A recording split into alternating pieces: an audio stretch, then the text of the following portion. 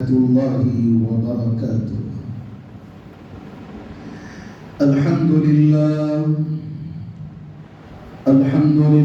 نحمده ونستعينه ونستغفره ونؤمن به ونتوكل عليه ونعوذ بالله من شرور أنفسنا ومن سيئات أعمالنا. من يهده الله فلا مضل له ومن يضلله فلا هادي له. ونشهد أن لا إله إلا الله وحده لا شريك له. ونشهد أن سيدنا وسندنا ونبينا وكريمنا ومولانا محمد وبارك وسلم. أما بعد فأعوذ بالله من الشيطان الرجيم. بسم الله الرحمن الرحيم. والعصر إن الإنسان لفي خسر. وقال الله تبارك وتعالى وقل جاء الحق وزهق الباطل إن الباطل كان زهوقا. وقال الله تبارك وتعالى لن ينال الله لحومها ولا دماؤها ولكن يناله التقوى منكم أو كما قال عليه الصلاة والسلام. وقال النبي عليه الصلاة والسلام إنما الأعمال بالنيات.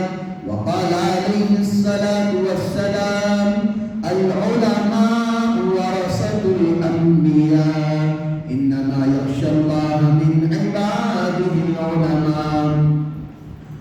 قال رب اشرح لي صدري ويسر لي أمري واحلل عقدة من لساني يفقهوا قولي. اللهم صل على محمد في أول كلامنا. اللهم صل على محمد في أوسط كلامنا. اللهم صل على محمد في آخر كلامنا. محترم عزیز بزرگوں اور دوستوں، اللہ رب العزت کا بڑا ہی کرم و احسان ہے کہ رب کریم نے ہم تمام کو ایمان والا بنایا، مسلمان بنایا۔ اللہ کا شکر کرتے رہنا چاہیے کہ اللہ نے ہمیں ایمان والوں کے گھروں میں پیدا فرمایا۔ ایمان والے جو ہوتے ہیں اللہ کے بڑے ہی معزز اور مقرب ہوتے ہیں۔ نبی کریم جناب محمد رسول اللہ صلی اللہ علیہ وسلم نے فرمایا ایک ایمان والے کی قدر و قیمت، عزت، اس کی حیثیت، اس کا مقام کیا ہے؟ صحابہ سے پوچھا تو صحابہ نے کہا اللہ اس کا رسول بہتر جانے۔ تو اللہ کے رسول صلی اللہ علیہ وسلم نے فرمایا ایک ایمان والے کی قدر و قیمت زمین و آسمان سے بھی بڑھ کر ہے۔ محترم عزیز بزرگوں دوستوں، ہمارا واقعہ چل رہا تھا حضرت ابراہیم علیہ نبینا علیہ السلام کا، اور واقعہ وہاں جا کر رکا تھا جہاں پر حضرت ابراہیم علیہ السلام نے نکاح کیا حضرت سارہ علیہ السلام سے، اور دوسرے علاقے یعنی مصر چلے گئے۔ راستے میں سفر کر رہے تھے، اسی لیے میں بقرعید کے لیے صرف 1 مہینہ باقی ہے، थोड़ी तारीफ हजरत इब्राहिम अलैहिस्सलाम की, हजरत इस्माइल अलैहिस्सलाम की। उम्रा क्या होता है, हज क्या होता है, उसकी कुछ चीजें हमारे सामने आ जाए। आज हमने उम्रा का मतलब दावत समझ लिया, आज हमने हज का मतलब शाल पोशी समझ ली। हज करने वाले के जो 5 दिन होते हैं बड़े ही कठिन होते हैं, चलने वाले की हालत खराब हो जाती है, हर चीज का अदब एहतराम करना पड़ता, अपने दिलो दिमाग का होश और हवास संभालना पड़ता है। गर्ज हजरत इस्माइल अलैहिस्सलाम के किस्से में हज का तस्करा जरूर आया होगा। हजरत इब्राहिम अलैहिस्सलाम सफर में जा रहे थे, एक बादशाह था, उसकी आदत ये थी जो भी हसीन और जमील औरत उसे नजर आती या दिख जाती वो उसके साथ गलत काम का इरादा करता। हजरत इब्राहिम अलैहिस्सलाम को बादशाह ने वजीर के जरिए से बुलाया और कहा कि तुम्हारी बीवी को मेरे पास छोड़ दो। हजरत इब्राहिम अलैहिस्सलाम वो शख्सियत है जिसका ताल्लुक अल्लाह से था, जिनका लगाव अल्लाह से था, नबी थे लेकिन उनका ताल्लुक, उनका ईमान मजबूत था। हजरत इब्राहिम अलैहिस्सलाम ने अल्लाह पर तवक्कुल करके भेजा। बादशाह ने गलत इरादा करके अपने बारगाह में हजरत सारा अलैहिस्सलाम को बुलाता है और उनके पास हाथ डालने की कोशिश करता है। अल्लाह का अज़ाब देखिए, नबी की बीवी पर हाथ डालने पर अल्लाह ने उसको जमीन के अंदर धंसा दिया। एक बात याद रखिए, एक बात याद रखिए, माहौल के हिसाब से हमें नहीं चलना चाहिए, माहौल हमारे हिसाब से चलना चाहिए। माहौल कैसा रहेगा तो हिकमत के नाम से चले जाएंगे। मस्जिद में तकवा, परहेजगारी, सुन्नत क्या है मस्जिद में? घर में गए तो सुन्नत की धज्जियां उड़ जाती हैं, घर में गए तो सुन्नतों के जनाजे निकल जाते हैं, घर गए तो नमाज भूल जाते हैं, घर गए कुरान को भूल जाते हैं। मस्जिद के अंदर हर चीज याद आ जाती है, मस्जिद के अंदर सबका लिहाज आ जाता है। जब मस्जिद के गेट से निकलते हैं तो हर चीज भूल जाते हैं। इसीलिए मैं बारहा कहता हूं, माहौल के हिसाब से न चलो, माहौल को अपने हिसाब से चलाओ। अजीज बुजुर्गों दोस्तों, जैसे ही बादशाह हजरत सारा अलैहिस्सलाम पर हाथ बढ़ाता है, अल्लाह उसे जमीन में धंसा देते हैं। वो कहता है तू अल्लाह से दुआ कर, मैं तेरे साथ कभी गलत काम का इरादा नहीं करूंगा। वो दुआ करती है, दोबारा ये रिहा हो जाता है और ऊपर आ जाता है, फिर दोबारा गलत काम करने का इरादा करता है, फिर जमीन में अल्लाह और ज्यादा धंसा देते हैं। एक बार, 2 बार दुआ कर रही, तीसरी मर्तबा उसने कसम खाई थी मैं नहीं करूंगा, अल्लाह ने गर्दन तक जमीन में धंसा दिया। उसने कहा कि मैंने हर औरत के साथ अय्याशी की है, तो किस किस्म की औरत है? उन्होंने कहा मैं पैगंबर हजरत इब्राहिम अलैहिस्सलाम की बीवी हूं। उसके बाद दुआ की, उसके बाद बादशाह ऊपर आया और फौरन वहां से भेज दिया। तो तोहफे में हजरत हाजिरा अलैहिस्सलाम मिली और हजरत इब्राहिम अलैहिस्सलाम ने दूसरा निकाह हजरत हाजिरा से किया। लोग क्या कहते हैं, पहली बीवी हजरत हाजिरा है, दूसरी हजरत सारा है। ऐसा नहीं, पहली बीवी हजरत सारा अलैहिस्सलाम है और दूसरी बीवी हजरत हाजिरा अलैहिस्सलाम है। अजीज बुजुर्गों दोस्तों, यहाँ से जिंदगी का सफर शुरू होता है, कदम कदम पर आजमाइशें शुरू हो जाती हैं। हजरत इब्राहिम अलैहिस्सलाम ہر جگہ پھر کر دین کی محنت کرتے ہیں، ہر طرف لوگوں کو صحیح بات سمجھاتے ہیں۔ ایک وقت آتا ہے کہ سارے کے سارے لوگ حضرت ابراہیم علیہ السلام کے دشمن بن جاتے ہیں۔ وہ واقعہ آپ نے بارہا سنا ہوگا، وہ چیز آپ نے بارہا سنا ہوگا۔ میرے عزیز بزرگوں دوستو، حضرت ابراہیم علیہ السلام کو نمرود بلاتا ہے اور کہتا ہے کہ سارے لوگ میرے پاس آ رہے ہیں اور سجدہ کر رہے ہیں، تو کیوں مجھے سجدہ نہیں کرتا؟ حضرت ابراہیم علیہ السلام کہتے ہیں کہ میرا خدا وہ ہے جو ہر چیز کو بنانے والا ہے، میرا اللہ وہ ہے جو ہر چیز کا بنانے والا ہے۔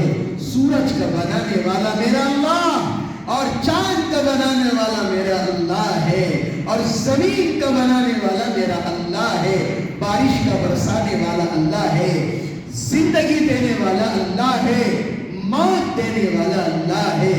کبھی کبھار میراکل ہو جاتا ہے، ڈاکٹر کہتے ہیں 1 گھنٹے کے بعد یہ زندہ نہیں رہے گا۔ آج کئی سارے لوگ ایسے بھی ہیں۔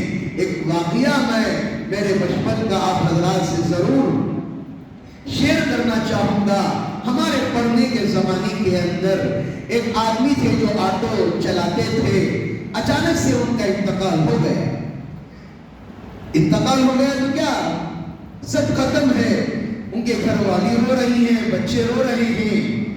اتفاقاً سے ظہر میں جنازہ اٹھنا تھا، لیکن کچھ مسافر باہر سے آنا تھا، جس کی وجہ سے تھوڑی تاخیر کر لی گئی۔ ظہر کے جنازے کو مغرب میں کر لیا گیا اور غسل بھی تاخیر سے دیا گیا۔ میں سچ کہہ رہا ہوں، میں تو سامنے تو نہیں تھا، ہم تو مسجد کے اندر تھے۔ غسل دینے والے نے آ کر مسجد میں اعلان کیا تھا کہ جب میں غسل دے رہا تھا، اچانک سے مجھے ایسا لگ رہا تھا کہ دوبارہ اس کے اندر زندگی آ رہی ہے، روح آ رہی ہے۔ میں سچ کہہ رہا ہوں، آج بھی اللہ نے ان کو حیاتی دے کر رکھا ہے۔ آج بھی وہ آٹو چلا رہے ہیں، آج بھی ان کے نواسوں کو دیکھ رہے ہیں، پوتروں کو دیکھ رہے ہیں۔ جو آدمی مر گیا غسل دے رہے ہیں، اچانک سے آدمی اڑ گیا تو کیا حالت ہوگی ہماری؟ زندگی دینے والے بھی اللہ ہے۔ حضرت ابراہیم نے کہا زندگی دینے والے بھی اللہ ہیں، موت دینے والے بھی اللہ ہیں۔ نمرود کہتا ہے اچھا تمہارا خدا یہ کرتا ہے، اور جیل سے 2 لوگوں کو بلایا، اور جسے سزائے موت تھی اس کو رہا کر دیا، اور جو بے قصور تھا اس کو پھانسی پر چڑھا دیا۔ حضرت ابراہیم نے کہا یہ تو میں بھی کر سکتا ہوں، اگر تیرے اندر اتنی طاقت ہے بارش برسا کے دکھا، اگر تیرے اندر اتنی قوت ہے سورج نکال کر دکھا، اگر تیرے اندر اتنی طاقت ہے چاند نکال کر دکھا۔ وزیر کو نمرود اشارہ کرتا ہے فوراً یہاں سے اسے لے کر جاؤ، اور یہ زیادہ ہی اپنے علم کا اور اپنے رب کے اوپر سے پختہ یقین ہے، فوراً لے کر جاؤ۔ اور سارے علاقے والوں نے مشورہ کیا، حضرت ابراہیم کو دہکتی ہوئی آگ کے اندر کیا کیا جائے؟ جلا کر راکھ کر دیا جائے۔ کیا کر دیا جائے؟ انسانوں کے ہاتھ میں کچھ نہیں ہے میرے عزیزوں۔ کیوں عزتوں کے پیچھے بھاگ رہے ہو؟ کیوں لوگوں کے پیچھے بھاگ رہے ہو؟ مت بھاگو لوگوں کے پیچھے، کچھ نہیں رکھا ہے۔ ایک بات یاد رکھو، میں تجربے کی بات کر رہا ہوں، جب آپ مصیبت میں ہوتے ہیں آپ کا دکھ بانٹنے والا کوئی نہیں ہوتا، آپ کا ہاتھ رکھ کر تسلی دینے والا کوئی نہیں ہوتا سوائے ماں باپ کے۔ جب آپ خوشحالی میں ہوتے ہیں، کاروبار مست قلندر کی طرح چلتا ہے، پیسے کے نوٹ آپ چھاپتے ہیں، تو رشتہ داروں کو رشتہ داری یاد آ جاتی ہے، دوستوں کو دوستی یاد آ جاتی ہے، فرینڈ کو فرینڈ یاد آ جاتا ہے۔ میرے عزیزوں، یہی دنیا کا کھیل ہے کہ پیسہ جس کے پاس اسی کی عزت کی جاتی ہے۔ میرے عزیزوں، میرا عنوان کہیں اور جا رہا ہے، یاد دہانی کے ساتھ کہہ رہا ہوں، آخری کے میرے جو 7 منٹ ہیں بڑے قیمتی ہیں، وہ ذرا اور سے سننا۔ ابھی بھی واقعہ ختم کر رہا ہوں حضرت ابراہیم علیہ السلام کا۔ حضرت ابراہیم علیہ السلام کو سب نے مشورہ کر لیا کہ اب ان کو دہکتی ہوئی آگ میں ڈال کر راکھ کر دیا جائے، جلا دیا جائے، اس کا خاتمہ کر دیا جائے۔ لوگوں نے سامان ڈالنا شروع کیا، لکڑیاں ڈالنا شروع کی، یہاں تک کہ کتابوں میں لکھا ہے لوگ اپنے گھروں کے بستر، ہانڈیاں، پکوان کے سامان وغیرہ ساری چیزیں اس دہکتی ہوئے آگ میں ڈالنا شروع کیے تاکہ نمرود ہمارا خدا ہو جائے اور یہ جو ایک خدا کا دعویٰ کر رہا ہے یہ ختم ہو جائے۔ میں نے شروع کے عنوان میں ایک آیت پڑھی، وَقُلْ جَاءَ الْحَقُّ وَزَهَقَ الْبَاطِلُ إِنَّ الْبَاطِلَ كَانَ زَهُوقًا۔ دنیا کسی کو غلط ثابت کرے اور وہ حق پر ہے، دنیا والے ساتھ نہ دیں تو کچھ پرواہ نہیں، اللہ اس کے ساتھ ہو جاتا ہے۔ یاد رکھیے میری بات، حضرت یوسف علیہ السلام کا قصہ آپ نے مکمل سنا۔ دنیا والے تہمت لگا رہے تھے، اللہ نے کیا کیا؟ تہمت لگانے والے ہزاروں ہیں، حضرت یوسف کے اوپر تہمت لگائی کہ زلیخا کے ساتھ غلط ارادہ کیا، اللہ نے بچے کو زبان دے دی، بچے نے گواہی دی۔ حضرت کئی سارے انبیاء کے واقعات ہمارے سامنے ہیں۔ امت نے، اس وقت کی امت نے ان کو کہا کہ تم جھوٹے ہو، تم مکار ہو، ایک خدا کا کچھ اعتبار نہیں۔ خود ہمارے آقا صلی اللہ علیہ وسلم پر کیا کیا الزامات لگے، تم ساحر ہو، تم مجنون ہو، تم دیوانے ہو، تم کہتے ہو 360 بتوں کی عبادت چھوڑ کر ایک خدا کو مان لیں۔ میرے عزیزوں، حالات ہر زمانے کے اندر آئے ہیں لیکن حق سے کبھی ہٹنا نہیں چاہیے۔ حضرت ابراہیم علیہ السلام کے لیے تیاریاں شروع ہو گئیں۔ کسی آدمی نے کہا اب آگ اتنی دہک رہی ہے، اس کے اوپر سے پرندہ اڑا کر دیکھو۔ پرندے کو اڑایا گیا، صرف اس کی بھاپ کی وجہ سے پرندہ جل کر راکھ ہو گیا۔ معمولی نہیں حج ہے، معمولی نہیں قربانی ہے، اللہ نے امتحان معمولی نہیں لیا۔ ہم سوچتے ہیں مینڈا لا کر ذبح کر دے، جانور لا کر ذبح کر دے، ہم یہ نہیں سوچتے کہ ہمارا حلال پیسہ ہے یا نہیں۔ سوچتے ہیں آج کل ہمیں تو اتنی پریشانی ہوتی ہے، بکرا تو قربانی دیتے ہیں، بڑا جانور تو قربانی دیتے ہیں، گھر کے پاس لا کر خدمت نہیں کرتے جانور کی۔ ذرا اس واقعے پر غور کر لینا، انشاءاللہ آگے آئے گا۔ حضرت ابراہیم علیہ السلام کے لیے پوری تیاری ہو گئی۔ یاد رکھیے حضرت ابراہیم علیہ السلام نے کیا کیا؟ اب آ گیا ہے وقت اب آگ میں جانے کا، تو شیطان آ کر مشورہ دیتا ہے اب کس طریقے سے حضرت ابراہیم علیہ السلام کو آگ میں پھینکا جائے۔ شیطان کہتا ہے حضرت ابراہیم کو برہنہ کر دیا جائے، ننگا کر دیا جائے۔ اللہ کا عجیب و غریب کرشمہ دیکھیے، اللہ نے ان کے جسم پر جو ہمارا ناخن ہوتا ہے، اللہ نے ناخن والا لباس پہنا دیا۔ غلیل کی طرح حضرت ابراہیم علیہ السلام کو کھینچا اور کھینچ کر اس آگ میں ڈال دیا۔ نمرود کی بیٹی چھت پر سے دیکھتی ہے، یہ کیا ہے؟ پرندہ اڑتا ہے تو جل کر راکھ ہو جاتا ہے، کوئی اس کے قریب کھڑتا ہے تو اس کی گرماہٹ کی وجہ سے پگھل جاتا ہے، سامان ستیہ ناش ہو چکے ہیں، یہ کیا ماجرا ہے؟ حضرت ابراہیم آرام سے اندر تفریح کر رہے ہیں، آرام سے چل رہے ہیں۔ جب حضرت ابراہیم علیہ السلام کو آگ میں ڈالا گیا. اللہ نے کہا کہ آگ میرے خلیل کے لیے ٹھنڈی ہو جائے, اتنی بھی ٹھنڈی نہ ہو اسے سردی ہو جائے, اتنی بھی نارمل نہ ہو کہ اسے کچھ تکلیف ہو, اس کے لیے ایسی ٹھنڈی ہو جائے جیسے اس کے لیے آرام کی زندگی ہو. 3 دن تک حضرت ابراہیم علیہ السلام اس آگ کے اندر رہے, کچھ نہیں ہو سکا. ان لوگوں نے سوچا اب کیا کیا جائے حضرت ابراہیم کا, آگ پہ ڈال رہے, آگ نہیں جلا رہی ہے, اب کیا کیا جائے. اب وہ تنگ آ چکے تھے. بادشاہ کی کرسی پر نمرود بیٹھ کر سوچ رہا تھا, لنگڑا مچھر ناک کے ذریعے سے اس کے دماغ میں جا کر بیٹھ گیا. کبھی بھی یاد رکھیے میری بات, کسی بھی چیز کو اپنی زندگی میں معمولی مت سمجھیے. اپنے والدین کی دعاؤں کے ساتھ اپنی زندگی کے قدم بڑھائیے, آگے بڑھائیے. کس کے ساتھ کب کیا ہوگا پتہ نہیں. اب ہم باحیات ہیں, 2 منٹ کے بعد کیا ہوگا میں بول سکتا ہوں. آج ہم فیوچر کی پلاننگ کرتے ہیں, عصر کے بعد میں یہ کروں گا, مغرب کے بعد میں یہ کروں گا.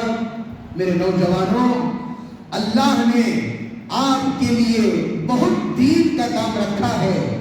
آپ کا ایک سجدہ بڑھاپے کے 70 سجدے سے افضل ہے.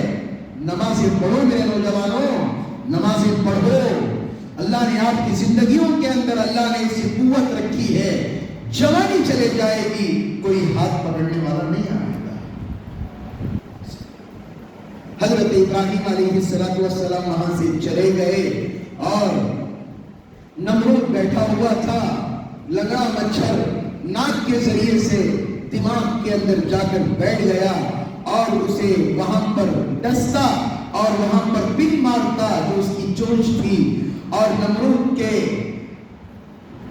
رعایا کے اندر ایک نظام چل گیا تھا, جو لوگ سجدہ کر کے اندر آتے تھے وہ اب کیا ہو گیا تھا, سب سارے ہاتھ میں چپل لے کر آ رہے ہیں. نمرود کہتا ہے جو بھی میری رعایا کے اندر آئے گا وہ چپل کے ذریعے سے میرے سر کو مارے گا.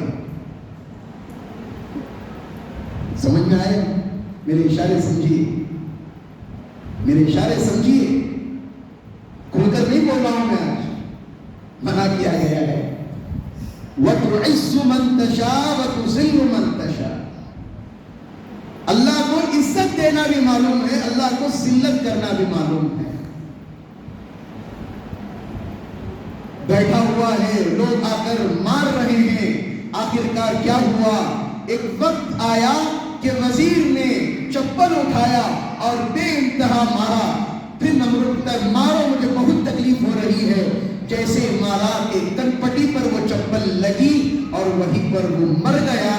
اور جیسے ہی مر کر پڑا ہے, لوگوں نے دیکھا, وزیر نے دیکھا کہ وہ مچھر ناک کے ذریعے سے آرام سے نکل کر اڑ کر چلا گیا.